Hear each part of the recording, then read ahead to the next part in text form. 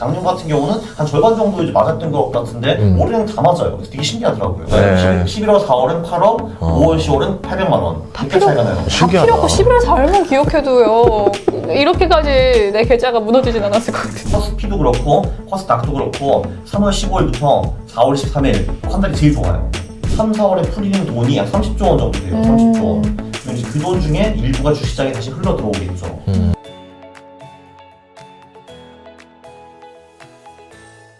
저는 개인적으로 이분 되게 만나고 싶었거든요. 실물을 영접해보니까 얼굴이 굉장히 작습니다. 아, 처음 영접하는 거예요? 네, 전 처음 영접해요. 항상 이렇게 네. TV로 보고 유튜브로 보다가 실제로 보니까 귀여우시고 굉장히 얼굴도 작으셔서 가까이 가면 제가 훨씬 클 것 같아요. 예, 강한국 투자자님 오늘 만나 뵙도록 하겠습니다. 반갑습니다. 반갑습니다. 반갑습니다.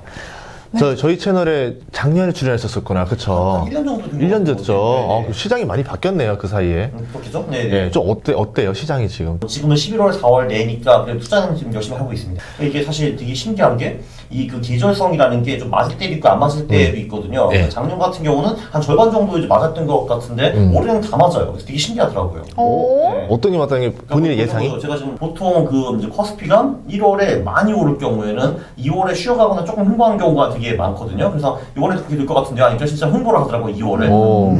보통 이거는 굉장히 중요한 건데 커스피도 그렇고 커스닥도 그렇고 3월 15일부터 4월 13일 그 한 달이 제일 좋아요. 지금이잖아.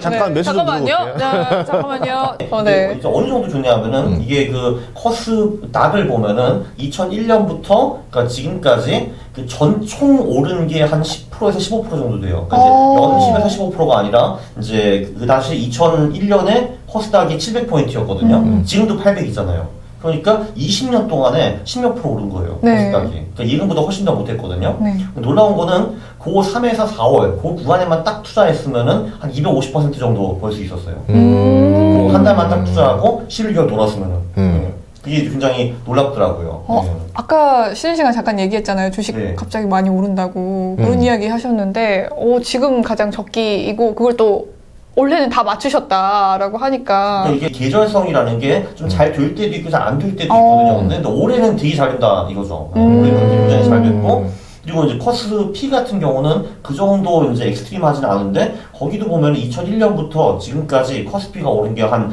2.4배인가 5배인가 뭐 그 정도거든요. 근데 놀랍게도 정말 이 한 달 동안에만 투자를 했으면은 거의 똑같이 벌었어요.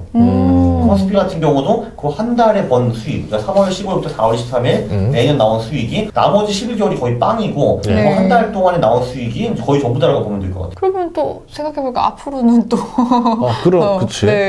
근데 그러면 그거를 유추하는 게 그러니까 빅데이터 방식 같은 거예요? 그렇죠. 일단 실제로 데이터가 어떻게 돌아갔나 이제 보는 게 이제 가장 중요하고, 근데 이제 왜 그런지도 어느 정도 고민할 필요는 있을 것 같은데, 제가 생각하는 그 이유는 한국 같은 경우는 12월 말에 주식을 가진 자가 배당을 받잖아요. 네. 배당락이라고 있어가지고 그리고 이제 그 돈이 3월, 4월에 오거든요. 이제 주식을 가지신 분들은 막 그 집에 막 편지 올 거예요. 뭐 주주총회 나오세요. 배당 줍니다. 이런 거 이제 올 거거든요. 이제 그 돈이 재투자가 되는 거예요. 제가 보기에는. 이제 근데 그 돈이 꽤 커요. 왜냐면 한국이 시가총액이 2,000조 정도 되는데 그 배당 수익률이 1.5%라고 하면은 3, 4월에 풀리는 돈이 약 30조 원 정도 돼요. 30조 원. 그리고 이제 그 돈 중에 일부가 주시장에 다시 흘러 들어오겠죠. 그게 시장을 이제 부스팅하는 것 같아요. 3, 4월에.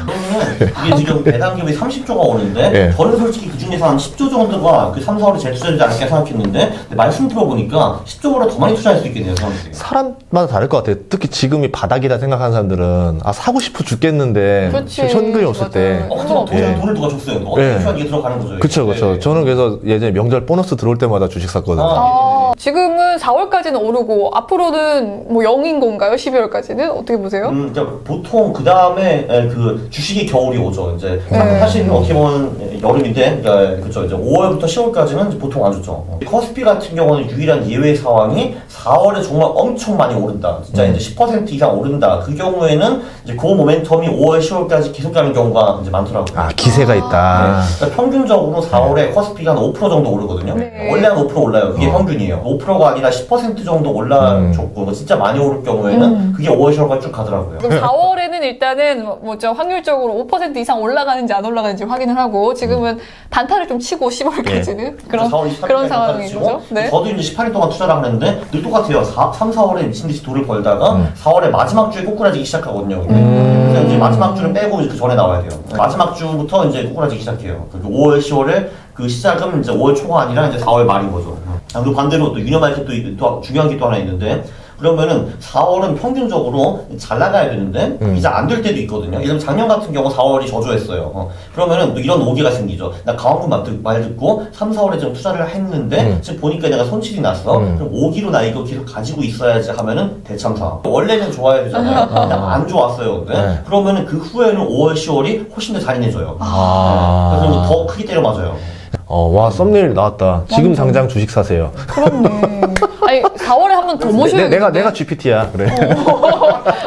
강 GPT. 왜냐면 책을 썼거든요. 그렇죠. 짜란. 예. 4시간 만에 썼다고요? 그러니까 저는 사실 이제 기본적으로 이제 다시 챗GPT가 모든 걸 다시 리셋을 했고 그러니까 지금 이거 따라가는 자는 이제 굉장히 흥할 것이고 이거 지금 도태되는 사람은 상당히 힘들 거예요, 제가 보기에는.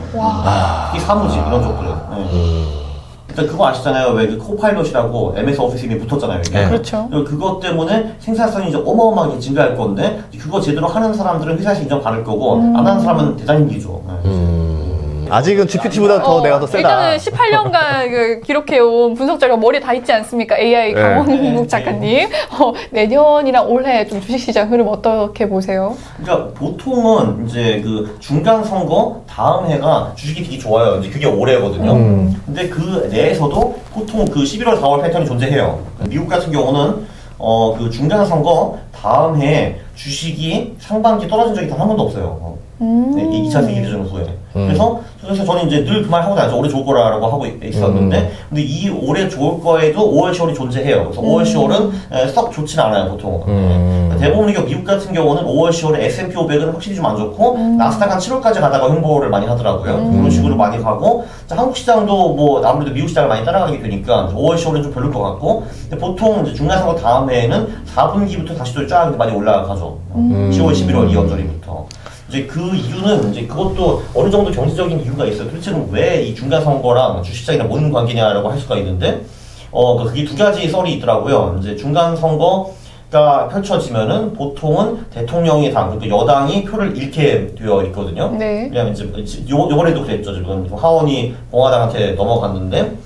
아무래도 그 대통령의 사람이 와가지고 약속은 많이 했는데 되는 게 별로 없으니까 사람들이 실망해가지고 야당에 이제 표를 주게 돼가지고 대통령은 그 민주당이고 이제 하원은 공화당으로 넘어갔잖아요 지금. 그러면 아무래도 대통령의 힘이 많이 약해지고 소위 레임덕 같은 게 올 수 있는데 그런 게 시장이 굉장히 좋다라는 거죠. 시장은 예측 불가능한 걸 굉장히 싫어하기 때문에 이제 레임덕이 오면은 더 이상 대통령이 할 수가 없는 거기 때문에 모든 게 예측 가능하다. 매우 좋아 해가지고 중간선거 다음 해부터 주식이 오른다는 그런 설이 있고, 두 번째는 요것도 제가 분석을 해봤는데 대부분의 경우 이제 미국 금리 사이클을 보니까 중간 선거 있는 해까지 금리가 이제 많이 올랐다가 그 다음해부터는 횡보 또는 내리는 경우가 굉장히 많은 것 같더라고요. 이제 그 이유는 중간 선거 후부터는 다음 대선을 준비를 해야 되는데 다음 대선에 여당이 이기려면은 사람들이 해피해야 되고 행복해야 되고 주식도 어느 정도 받쳐줘야 되고 이런 게 중요하기 때문에 돈을 아무래도 그때부터 좀 많이 푸는 경향이 좀 있더라고요. 그게 주식시장으로 많이 흘러가가지고